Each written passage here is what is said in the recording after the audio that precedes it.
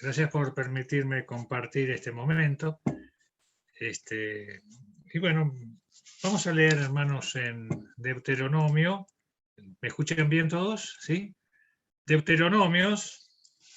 Ustedes saben que el libro de Deuteronomios, como ya tenemos conocimiento, es la reiteración de la ley. ¿Me escuchan bien? Sí, sí. Sí, perfecto. Perfecto, bueno. Es la reiteración de la ley de Dios, y bueno, pero a la nueva generación que nació en el desierto. Así que por eso fue necesaria la reiteración de las palabras de Moisés respecto a todos los decretos, enseñanzas que le había dado a la generación que había salido de Egipto. Dios le dio al pueblo de Israel una de las disciplinas más fuertes y más grandes que pueda tener una persona. Es el vagar sin sentido, el vagar sin rumbo. Eso fue digamos, la disciplina que tuvo Israel durante todo el tiempo del desierto. Pensar que desde Sinaí, desde que entraron al desierto hasta Canaán, había 11 jornadas, o sea, 11 días. Sin embargo, tardaron 40 años. Es increíble, ¿no? Si bien que lo llevó por el camino más largo, por los enemigos que había, pero no obstante, 40 años indudablemente ha habido una circunstancia de disciplina como consecuencia de dos cosas que son prima hermanas. La desobediencia, que es lo fundamental, y la incredulidad y desobediencia. Así que son dos primas hermanas. Deuteronomios, en el original hebreo, se titula Las Palabras, que así es como comienza este libro, Las Palabras que Dios le dio a Moisés, ¿no? Y indudablemente, como dijimos, es una reiteración de la ley justo en el momento antes de entrar a la tierra prometida. Allí están frente a Canaán, la tierra prometida. No Palestina. A los judíos no les gusta que le llamen Palestina, porque es el nombre actual, moderno, que se lo dieron los romanos mucho después. Ellos le llaman la tierra prometida. Bueno, ustedes saben que el libro de Deuteronomio, junto con el libro de los Salmos, son dos libros más mencionados en el Nuevo Testamento. Y el que más lo menciona es el Señor Jesús.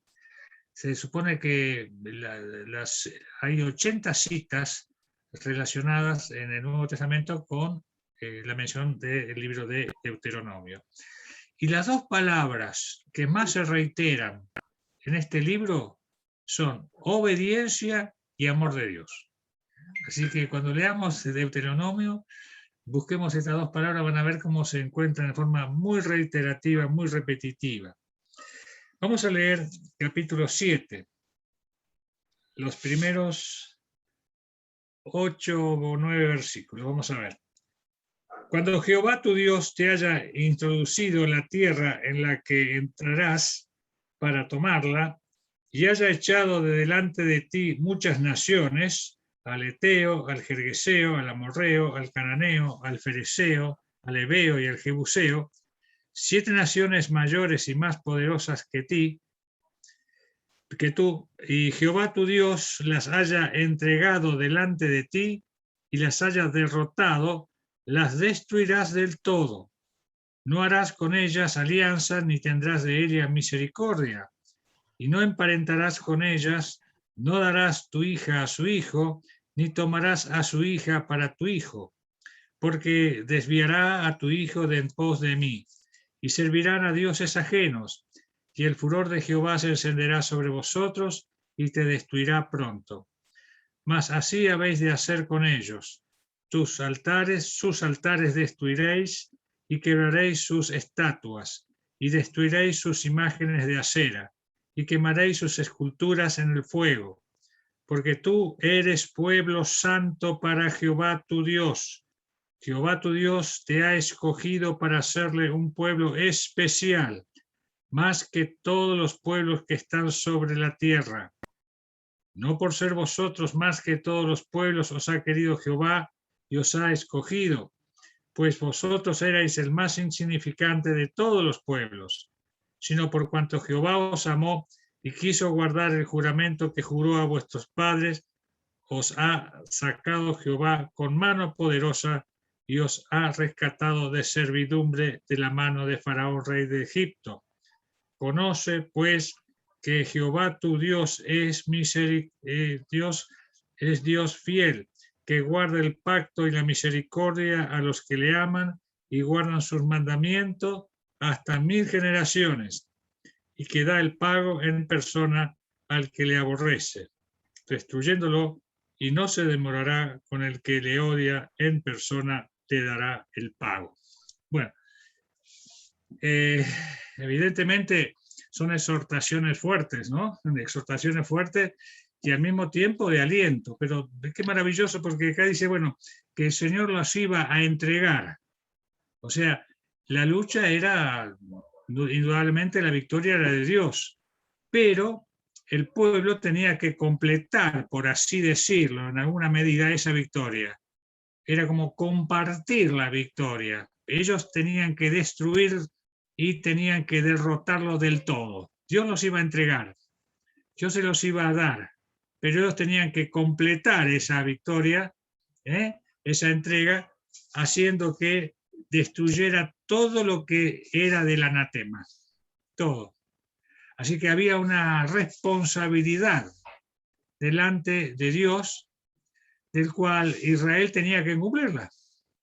Si no desterraba, si no aniquilaba a su adversario, por más que él se los haya entregado ya en sus manos, iba a ser un obstáculo muy grande. Así que había una responsabilidad muy grande. Dios cumplió su parte, pero lamentablemente nosotros sabemos por la historia de Israel que no cumplió totalmente esta parte del pueblo de Israel. Y fue un obstáculo muy grande. Hasta se emparentaron contradiciendo la palabra de Dios. Y esto les trajo problemas muy, pero muy graves. Ahora, Moisés acá les reitera algo que es muy significativo para el pueblo de Israel y también, por supuesto, como por extensión a nosotros, el pueblo de Dios. Le dice en el versículo 6, tú eres pueblo santo. Además, él los eligió o formó para que fueran un pueblo, un especial tesoro. Fíjense qué maravilloso, ¿no? Un pueblo santo. Todos sabemos lo que significa santo, es apartado. Y el título o la frase que en el Antiguo Testamento respecta al pueblo de Israel es que era un tesoro especial. No solamente era un tesoro, algo de mucho valor, sino que dentro de los tesoros había algo muy especial, y ese muy especial era Israel. Pero fuera de su vanagloria, el Señor les muestra que no es porque ellos eran algo, sino porque Dios así lo quiso y por amor a los padres a los cuales había formado, ¿no? Era Abraham, Isaac y Jacob, los padres de Israel. Así que nosotros también vemos en el Nuevo Testamento respecto a la iglesia, dice las Escrituras que somos una perla. La iglesia es una perla. Ahí en las parábolas del Señor, en Lucas 13 está, donde es una perla. Dice, pero una perla escogida o elegida. Así que la iglesia es una perla elegida. Así como Israel es un tesoro especial. Qué privilegio, ¿no? Qué privilegio. Esto nos da a nosotros la idea de la filiación, lo que es la palabra, la filiación con el Señor, de pueblo santo, esta particularidad que Dios le dio a este pueblo y también a cada uno de nosotros. Y esto nos hace recordar cuando en Hechos de los Apóstoles allí en Antioquía se los llamó a los discípulos por primera vez cristianos. ¿Se acuerdan? Cristianos. Que se menciona solamente 3 veces en el Nuevo Testamento, la palabra cristiano. La palabra más denominación para los hijos de Dios es o hijo de Dios o discípulos. La palabra discípulo, según parece, está más de 260 veces mencionada en el Nuevo Testamento. Pero la palabra cristiano 3 veces nada más, porque era una palabra totalmente, en ese entonces, de desprecio. Ser cristiano era lo más bajo, lo más vil que había en la tierra. Era tremendamente denigrante en ese tiempo ser un cristiano. Pero los denominaron cristianos en Antioquía. ¿Por qué habrá sido?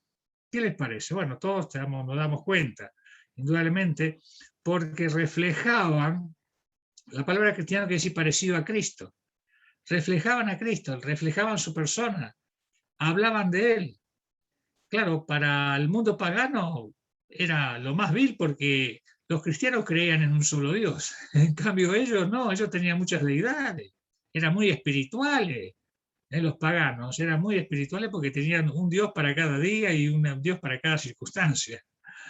Bueno, no está muy lejos de hoy en día, donde hay varios mediadores y varios dioses dentro del paganismo cristiano también, ¿no es cierto? Pero así fue denominado porque eran despreciados porque creían en un solo Dios. Así que bueno, notamos nosotros aquí que el cristiano se caracterizó siempre por una razón de asociación con Cristo. La asociación que tenía con Cristo fue lo que lo caracterizó a ellos con este nombre, cristianos. Ahora, hoy en día se ha vulgarizado este nombre, se hace cristiano, entonces una persona va a una iglesia y dice, sí, voy a la iglesia, soy cristiano. U otro dice, no, yo leo la Biblia, estoy llevando la Biblia, me hice cristiano. O ha habido personas que dicen, si yo de a poco me fui haciendo cristiano, ¿no? Es terrible. Nosotros sabemos muy bien que para poder tener esta denominación correcta, por el sentido no cristiano de nombre, hay que tener un encuentro con Cristo. Si no hay encuentro con Cristo, no se es cristiano. Pero al mismo tiempo, el cristiano es cristiano no solamente porque le gusta a una persona lo que ha escuchado, sino porque vive a Cristo. Es más que una doctrina. Ser cristiano es más que una doctrina, sabemos nosotros, es vivir la vida de Cristo. Es vivir la vida. Es un término que es muy fuerte y nos lleva a nosotros a una responsabilidad muy grande, una responsabilidad enorme, porque decimos que somos cristianos y debemos reconocer que a veces no todos, a veces tienen esa conducta que lo afilian como cristianos, y a veces tenemos que decir que hay hermanos que nos avergüenzan de que se llamen cristianos, porque su conducta no está afiliada a Cristo. Tanto es así que yo he leído estos pasajes porque Moisés, que le está dando las últimas palabras al pueblo antes de entrar a la tierra prometida, les advierte, le dice que ustedes son pueblo santo. Así que, fíjense, la santidad era lo que caracterizaría a este pueblo delante de los demás pueblos. Ahora, todos sabemos lo que significa santo. Santo significa apartado, ¿no es cierto? En el Nuevo Testamento, la palabra santos, los apóstoles, Pablo especialmente, habla muchísimo a los santos. Yo tengo varias citas y no las voy a mencionar. Cuando se refiere a los santos, se dirige a los santos, las cartas que Pablo hablaba, a los santos en tal lugar, a los santos, a los santos. O sea, esta es la razón por la cual Dios nos llama santos. ¿Por qué? Porque estamos apartados. Y sin esa cualidad, nosotros no veríamos a Dios. Y esa cualidad, nosotros de ser santo, esa posición de ser santo, la hemos obtenido, ¿saben cuándo? Cuando creímos en Cristo como nuestro Salvador. En ese momento, Dios nos apartó nos apartó y nos llama santo. Ahora, también la palabra santidad tiene una segunda acepción, como ya todos entendemos y conocemos, que es la santidad práctica. No es solamente la posicional delante de Dios, es la práctica. O sea, es un tipo de conducta que se tiene que mostrar. Por eso la Escritura dice que ser santos porque yo soy santo. Así hay una razón, porque Él es santo. Ahora, esta conducta fue propia en el tiempo de Moisés. También lo fue propia en los tiempos apostólicos. Entonces leemos las cartas apostólicas, todo es un llamado a la santidad. Para eso, que es una identificación con Cristo, es un llamado a la santidad. Y si fue una postura, un llamado en la época de Moisés, y es un llamado a participar de esa santidad práctica y progresiva en la época de los apóstoles, ¿qué les parece? ¿Cómo puede ser en este tiempo? Exactamente igual. Hay un llamado al cristiano a tener un cambio en su vida, y nosotros notamos, hermanos, creo que con este tiempo de pandemia, notamos un cambio de que no hay muchas veces una manifestación, esa división que debe haber con el mundo respecto a separarnos del mundo y mostrar esa santidad. Pero esto solo se logra con un encuentro con Jesucristo, permanentemente. Ustedes saben que cada día debemos hacer morir la carne en nosotros, para que esa santidad posicional pueda verse en el hombre exterior, y que el mundo la pueda observar. Solo se logra con un encuentro con Jesucristo y así reconociendo, confesando, admitiendo nuestra debilidad y nuestra necesidad de ser dependientes de Él constante y permanentemente.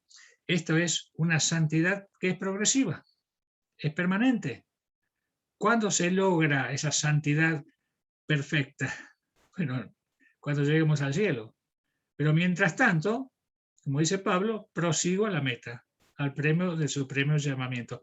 Debe ser constante, permanente, porque en este tiempo en que el mundo está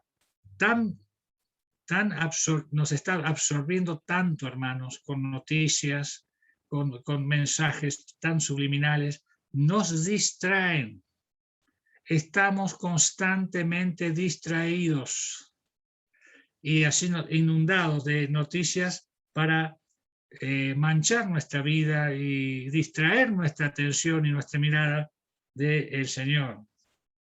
Es alguien entonces, el cristiano, no solamente alguien que aceptó al Señor Jesucristo como Salvador. El cristiano es una persona que aceptó el señorío de Cristo.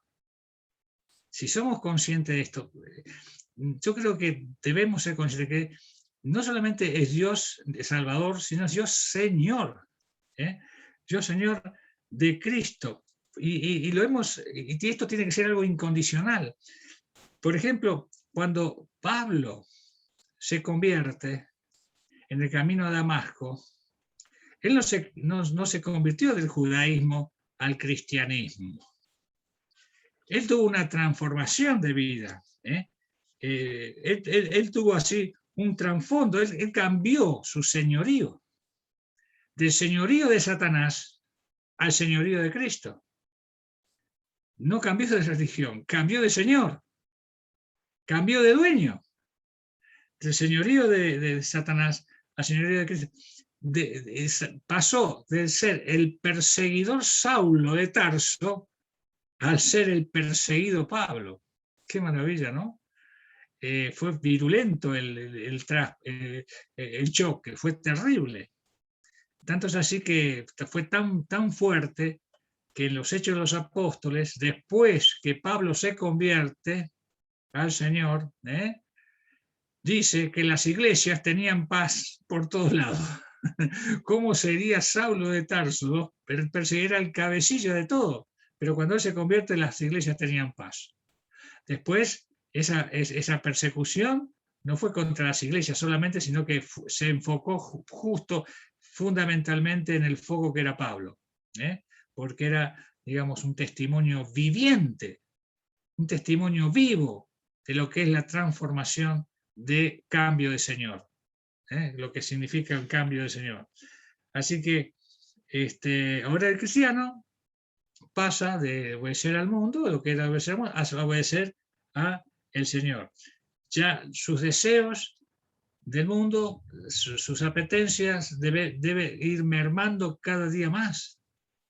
¿Cómo hacemos esto? Alimentando nuestra naturaleza espiritual, hermanos, buscando al Señor, leyendo las Escrituras y desenfocándonos un poco de este mundo que nos atrae y nos absorbe cada día más. Usted sabe que el cristiano, lo que quizás nos dé a nosotros una idea de lo que significa este cambio, esta transformación, porque el cristiano implica una transformación de vida, ser cristiano. No es solamente una denominación, un cambio de nombre, un cambio de doctrina, no es solamente eso. Es una transformación, una metamorfosis, como suele decirle, en su vida. Hay símiles en la Biblia, ¿cierto? Hay símiles que nos dan una idea a nosotros del cambio, de lo que significa el cambio de Señor. Yo le encontré varios de ellos, supongo que si habrá alguno que me falta. Los símiles del cristiano: embajador, discípulo, oveja, ministro, pámpano, labrador, obrero, soldado, coherederos, herederos, luz, sal, siervos, luminares, miembros del cuerpo. ¡Qué maravilla! ¡Qué privilegio!, ¿no? Tener estos símiles del cual el Señor en su palabra nos reconoce a nosotros como sus hijos que hemos sido transformados. Y una de las metáforas o símiles que a mí más me ha impactado, yo las compartí una vez con ustedes. Y me gustaría, me acuerdo porque la tengo notadita acá, porque justamente es algo que me lo refresco y lo tengo dentro de la Biblia permanentemente para no olvidarlo, porque somos fáciles de olvidar las cosas. Entonces, para refrescarnos, la tengo en una hojita en la Biblia. Y esa es el símil de lo que es un embajador. Porque justamente estos días está de moda o está hablándose de algunos embajadores de nuestro país y en otros países que se identifican con una política, con otra. En fin, uno no puede a veces salir y escapar de estas noticias. Y me acordé de lo que decía Pablo y me acordé de esta hojita que la tengo permanentemente en la Biblia, lo que es un embajador. Y Pablo usa esta figura para sí mismo y para nosotros. Él dice en 2 Corintios 5:20, somos embajadores de Cristo. Un cristiano es un embajador de Cristo. Y entonces yo tenía en esta hojita que la había anotado de un diccionario enciclopédico lo que es un embajador. Yo quisiera leerles tal cual la encontré. Un embajador es un ministro diplomático de alto rango que representa los intereses del país que lo designa. Y Pablo es el que usa este término para sí mismo, ¿no? Y busqué la palabra ministro, porque justamente es uno de los cargos más altos que tiene en el Estado una persona, es ser ministro. Bueno, bíblicamente dice, ministro es un servidor que rinde a Dios cuenta y trabaja en beneficio de otros. Así que un embajador es un ministro de alto rango que trabaja, tiene un ministerio que rinde a Dios cuenta de lo que en beneficio de otros. Y el artículo sigue diciendo así, que un embajador tiene tanto privilegios como responsabilidades. Representa a su rey o presidente que está ausente, cuyo prestigio y honor debe representar. El embajador no se mueve ni decide por sí mismo, Todos los recursos de su país están detrás de él. Tiene acceso y amistad personal con su soberano. En lo que respecta a los negocios de su país, su seguridad está garantizada. ¿Qué pasa? No es difícil asociar esta metáfora de embajador a embajador de rey de reyes, ¿verdad? Bueno, sigue diciendo este artículo, tiene responsabilidades, no debe asociarse con nada que no tenga que ver con los intereses de su país, no comprometiendo a su soberano. Debe conducirse de una manera digna de quien representa. Se espera que vele o proteja a ciudadanos de su país en el país extranjero que se lo ha designado. No tiene derecho a añadir o quitar nada de los intereses de su gobierno.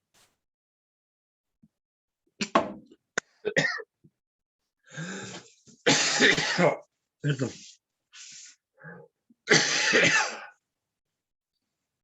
Disculpen.